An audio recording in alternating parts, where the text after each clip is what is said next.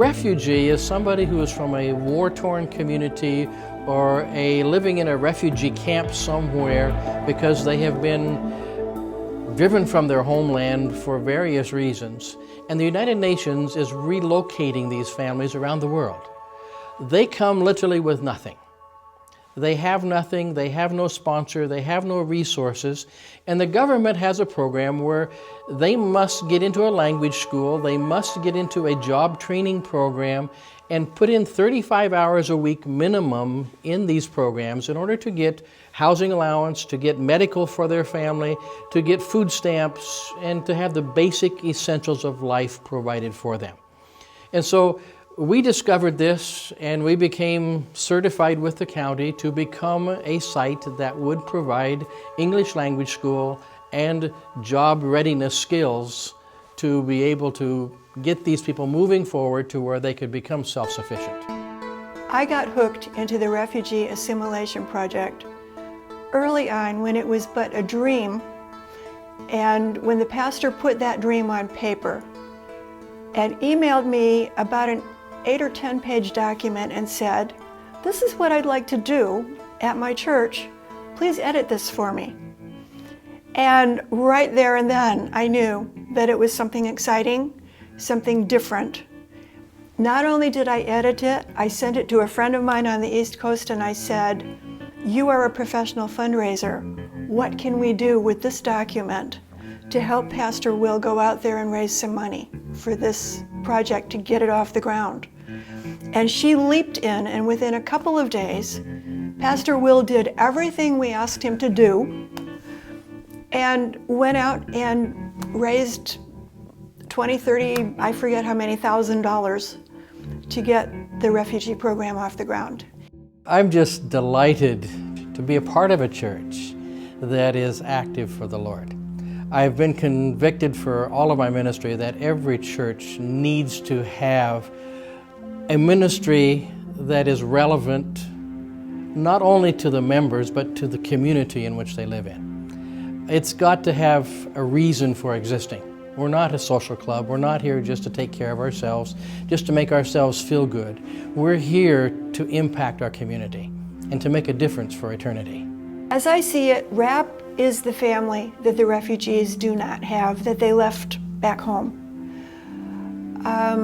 RAP helps them with food, with clothing, with speaking English better, finding them jobs, giving them transportation to and from school, transporting them to appointments that they need to go to. There isn't much that RAP won't do to make life in America a lot more livable for the refugees.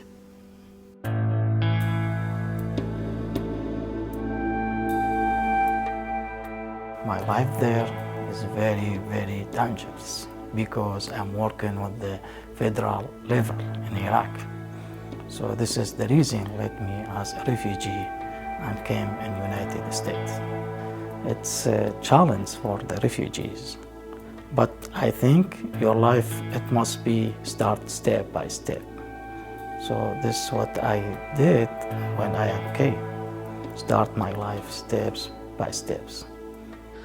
Well, I have a burden for Iraqis, burden to help them because they've gone through a difficult time, and would be just a good opportunity that we, as a church, as an organization, we can provide services to these people, and we are able, and they need it, so it was a perfect match.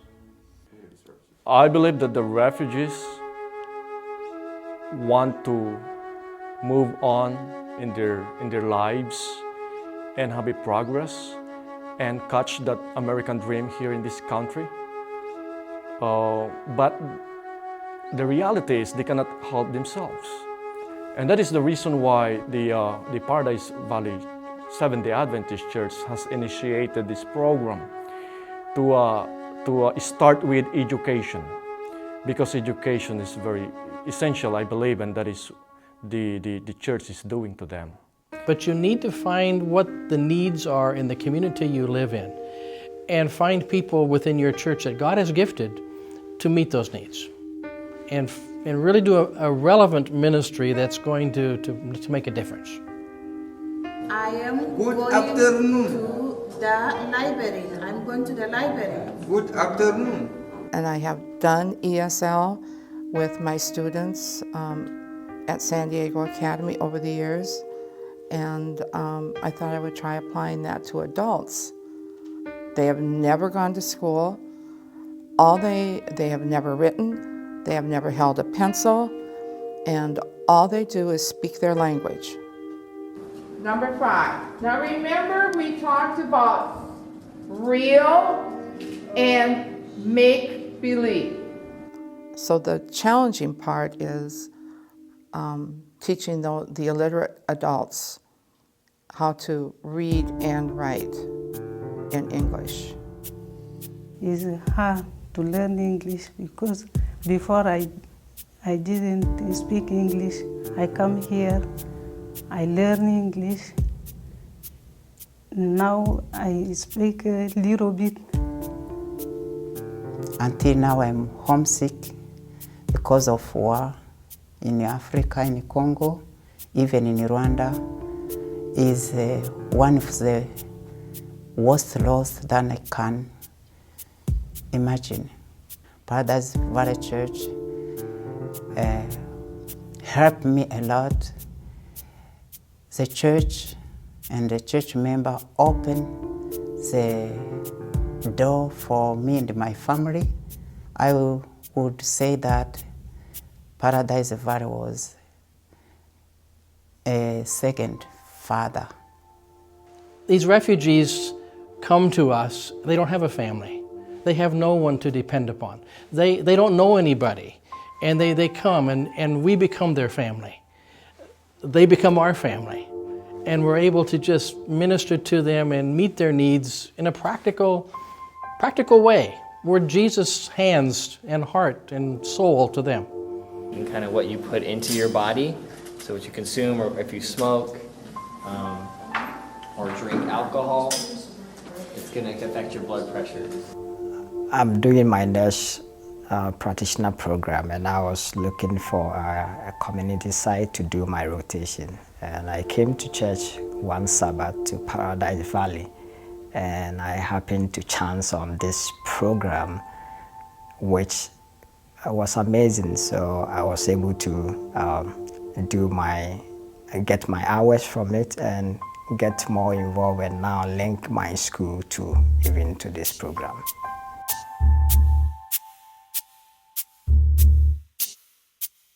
The most interesting part of the whole thing is when we start with a group, everyone is their own country and they speak their own language.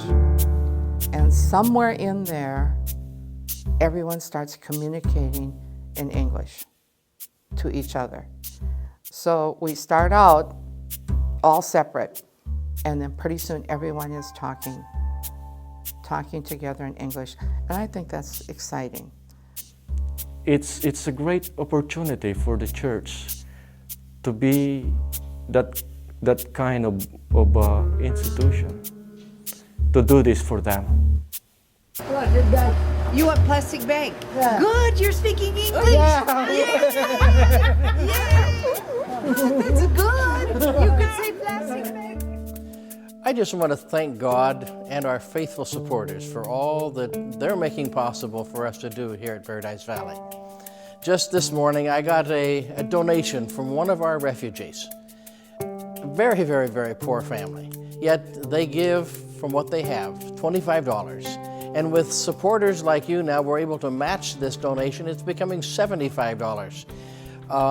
God is good, and He is blessing us. Through your support, we're now giving away 11,000 pounds of food and 500 pieces of clothing every single week to refugees and the poor in our community. We have just recently opened a child development center that's right here in our Sabbath school classrooms, ministering to the children of the refugees. We have discovered now that there is a large Arabic-speaking community coming in. There are over 300,000 Arabic-speaking refugees.